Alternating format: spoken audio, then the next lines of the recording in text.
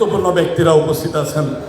এখানে lieutenant general আকবর সাহেব সহ অনেকের নাম বলা উচিত ছিল, আমি বলেই গেছিলাম।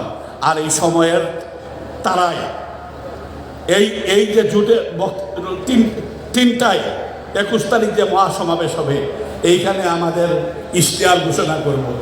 ভবিষ্যতে কি করতে চাই, আমরা শুধু নির্বাচনকে কেন্দ্র করে জোট করি নাই। আমরা ভবিষ্যতে একটা লিবারেল অর্থাৎ উদার সকল মানুষ যে ছায়াতলে আশ্রয় নিতে পারে, এই ইসলামে আমরা বিশ্বাস করি।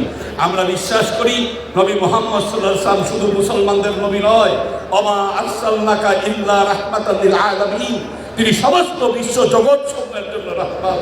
সেই রহমতের ছায়াতলে যাতে বিশ্ব জগৎ আশ্রয় নিতে পারে, দল মত জাতি ধর্ম নির্বিশেষে, এমন একটা ইশতেহার আমরা ঘোষণা করব।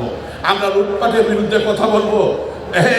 সারা দুনিয়ায় দ্রব্যমূল্যের দাম বেড়ে গেছে, আমাদের দেশও বাড়ছে, কিন্তু যারা সিন্ডিকেট করেন ওদের কপালে যদি নামাজের দাগও হয়, ওরা যদি আলমও হয়, ওরা যদি দাড়ি ছাড়াও হয় বা দাড়িওয়ালা হয়, এরা অপরাধী। এদেরকে খুঁজে বাইর করে দৃষ্টান্তমূলক শাস্তি দিতে হবে। দুর্দিনকে লক্ষ্য করে যারা মানুষের সুযোগ নেয়। আমি আমার বক্তব্য দীর্ঘ করব না।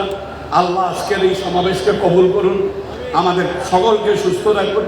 বিশেষ করে হযরত মাওলানা সাইফুদ্দিন মাইজ ভান্ডারী সাহেব জানেন যে এই সুফি মতবাদের যারা বিশ্বাস করেন উদার, যারা বিশ্বাস করেন ভালোবাসা, বিশ্বাস করেন হিংসা নয় প্রেম, যারা বিশ্বাস করেন ঘৃণা নয় মানুষকে বুকে টেনে নেওয়া, যারা বিশ্বাস করেন বিভেদ নয় ঐক্য, এই লোকগুলার একটা বড় সংস্থা আছে বিশ্বজুড়ে। এই রিসেন্ট উনি জর্দান গিয়েছিলেন সম্মেলনে, সেই সম্মেলনে তাকে সম্মানসূচক ডিগ্রি দিয়েছে। ওখানকার এক বিশ্ববিদ্যালয় থেকে ডক্টর ডিগ্রিতে তিনি ভূষিত হয়েছেন।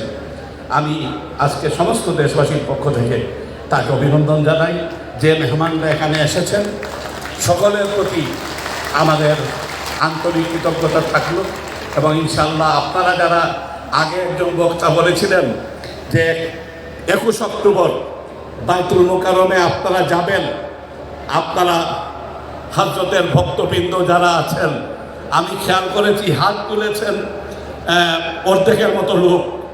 আসলে অন্তর দিয়ে যারা যাবেন না হাত তুলবেন না, কিন্তু যারা 21 তারিখ উপস্থিত হবেন আপনারা একবার হাত তুলে দেখান যে আপনারা যাবেন কিনা 21 তারিখ। বলেন নারায়ে তাকবীর, আল্লাহু আকবার। আলহামদুলিল্লাহ। আল্লাহ সবাইকে ভালো রাখুন। আসসালামু আলাইকুম ওয়া রাহমাতুল্লাহ।